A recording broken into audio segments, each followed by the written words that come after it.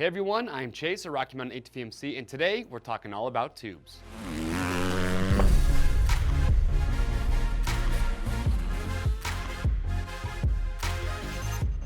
All right, so at Rocky Mountain, we get a lot of questions in general when it comes to tubes. There's a lot of different options for you to choose from, and a lot of questions about the different materials, the different sizes, different thicknesses, the different types that are available. So today we're gonna cover those categories. We're gonna give you the information that you need so that you know what tube is gonna be best suited for you and the type of riding that you do along with your budget. We're also gonna answer some questions about installation, a couple tips to help you out along the way. So let's get started and talk about materials. So in the world of dirt bike tubes, you have to remember that not all tubes are created equal, and you're gonna have two different materials that you will find that tubes are constructed from. You're gonna have synthetic or butyl rubber, and you're gonna have natural rubber. Now synthetic rubber, which is the two that I have here on my right, is actually man-made from petroleum. And the biggest benefit to a synthetic tube is gonna be cost. They are gonna be less expensive, and synthetic tubes are a great option for a lot of riders. Now with natural rubber is made from the sap of a rubber tree. Now it is gonna be a little bit more expensive, and you typically tend to find natural rubber in your heavy duty and ultra heavy duty tubes, but there are some benefits that we really like that we feel make it worth that extra money. And the biggest benefit is gonna be that natural rubber, it's more pliable and flexible, so it's gonna make it form to the tire better, which ultimately is gonna help resist pinch flats. So those are gonna be your two different types. You're gonna have synthetic and butyl, and you're gonna have natural. All right, so now that we covered materials, let's talk about sizing. Now, a very common question we get is, can I run a different size tube than the tire size that I have on my bike? Now, the short answer to that question is yes, but we're gonna talk about this more because there are some things you want to consider. Now, in every case, we're always going to recommend that you're gonna run the same size tube as a tire that you have on your bike. So for example, if you have a 19-inch rear rim and you have a 120 tire on there, you're gonna wanna run a 120 by 19-inch tube. Now, in some cases, you might see a manufacturer will actually have windows for sizes on their tubes. You might see a 110 to 120 or a 100 to 110. So if you find yourself in that situation, just select the tube size that your tire fits into. So now let's cover the reasons why you don't want to run a different size tube than your tire size. So if you run a smaller tube than the tire size that you have, chances are you're gonna have to overinflate that tube to get the PSI that you want. And when you overinflate a tube, it can weaken it and make it more susceptible to pinch flats. Now, if you run a larger tube than your tire size, that means you're gonna have excess material in there. So when you're installing that tube, it's gonna be easier to pinch.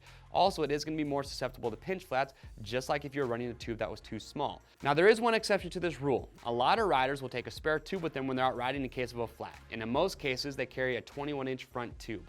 Now, the reason they do that is because a 21-inch front will work for an 18 or a 19-inch rear rim, and they're lighter and they pack smaller. But you just gotta remember, like we just talked about, this is a temporary fix. We definitely do not recommend leaving a front tube in a rear tire. You just wanna use that long enough to get you back to your truck or back to your camp, and then you're gonna wanna change it out as soon as you can. Now also remember that in some cases when you're looking at tube sizing, you're gonna see that they're gonna use inches for a measurement instead of millimeters. So for example, you might see a 3.5-inch measurement. Now remember, there's 25.4 millimeters per inch. So if you see a tube size is 3.5, times that by 25.4, that's gonna be roughly a 90 millimeter tube. All right, so a quick recap. Yes, you can run a different size tube than your tire size, but remember, in every situation, it's always best, if possible, to run the same size tube as your tire size. All right, so now let's talk about different thicknesses. Now with dirt bike tubes, you've got three thicknesses that you can choose from. You've got your standard, you've got your heavy duty, and your ultra heavy duty. So let's talk about all three, because a big question we get is, well, which one should I buy? Which one's gonna be best suited for me and the type of riding that I like to do? So with standard tubes, they're gonna be between 1 and 2 millimeters thick. Your heavy duty is gonna be 2 to 3 millimeters, and then your ultra heavy duty, you're gonna be around 4 millimeters thick. Now, standard tube, they work great. I've used standard tubes for a lot of years. They're gonna work great for a lot of riders. They're gonna be budget friendly, but they are the thinnest, so they are a little bit more susceptible to pinch flats. So just make sure that if you're running a standard tube, that you're not running too low of a PSI. What I see a lot of riders do is they go with the standard tube because they are budget friendly, but when they're riding more aggressive terrain off-road, they like to crank up the PSI in the tire to help avoid pinch flats.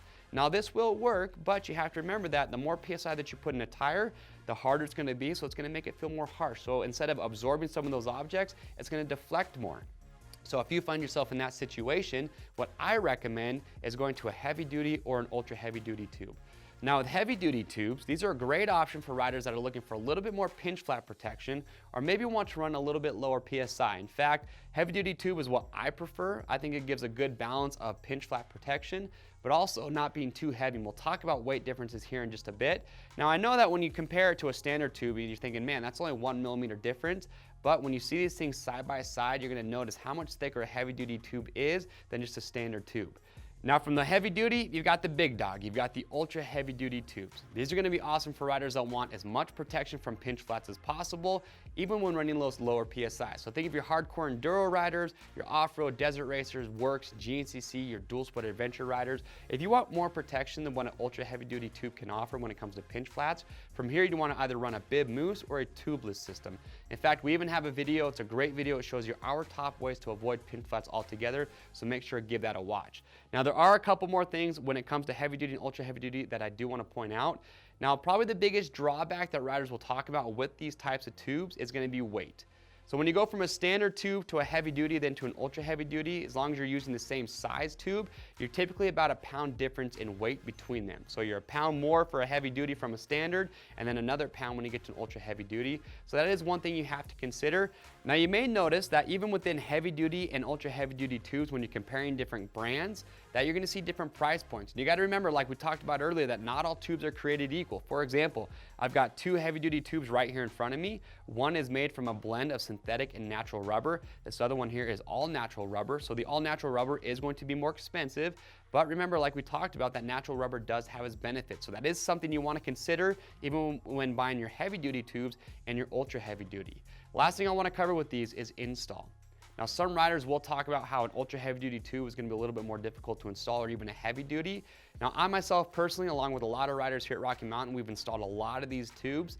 Honestly, for us, we really can't tell a difference. So the only drawback for us when it comes to a heavy duty or ultra heavy duty tube is going to be the added cost and also the weight. So if those are 2 things that you can live with, these are really great options. Now there's a few more things we want to cover before we let you go. The first one is with tire pressure. You got to remember that no matter what tube you are running, it's important to have a good tire pressure in there. That's going to help extend your tube life. And also, like we talked about earlier, if you have too much PSI, that'll make your tires feel harsh and make them deflect. Too low a PSI, and that's going to make you much more susceptible to pinch flats. Now when it comes to your tube life in general, you got to remember that tubes, they do wear out over time. So if you have a tube in your tire now that you've had for a long time, even if it's still holding air, it's not a bad idea to check the integrity or to check the condition of that tube. As contaminants get in there, like water, dirt, and sand, those will grind and make that tube wear out. So if you're not sure, it's never a bad idea to put a new tube in there, and then you can just keep your old one as a spare.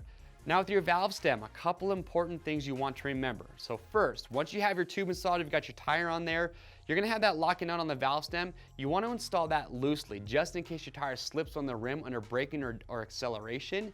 I see a lot of riders will actually tighten that down real snug. That can increase the chance of you tearing your valve stem if your tire does slip on the rim. The other thing you want to remember is once you have it all mounted up, you want to make sure that your valve stem is nice and straight in the rim. I've been there before. You get everything done, you look, your valve stem is crooked.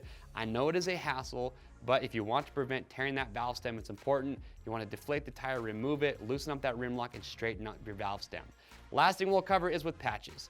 Now, patch kits, they work great. We have used them numerous times here at Rocky Mountain, but what we recommend is that patch kits, they're a temporary fix because they do become a weak spot in the tube. So once you get out of that pinch, no pun intended, and you get back to where you need to get, or you finish your ride, we always recommend just replacing that tube entirely. All right, so there you have it. That is our tube buyer's guide. Now that you have all the information that you need to know what tube is gonna be best for you, for your style of riding, and also your budget, head over to RockyMountainATMC.com and pick some up. Remember, we do have that how to install a tire video, so if you need tips for that, give that a watch. That's really gonna help you out. If you guys have any other further questions, leave your comments below. We will help get those answered. If you like this buyer's guide, well, do not hesitate, give it a thumbs up, subscribe to our YouTube channel, and that's gonna keep you up to date and in the loop on the latest gear guides, product reviews, and how-to videos that we're constantly rolling out. I am Chase. We'll see you on the trails.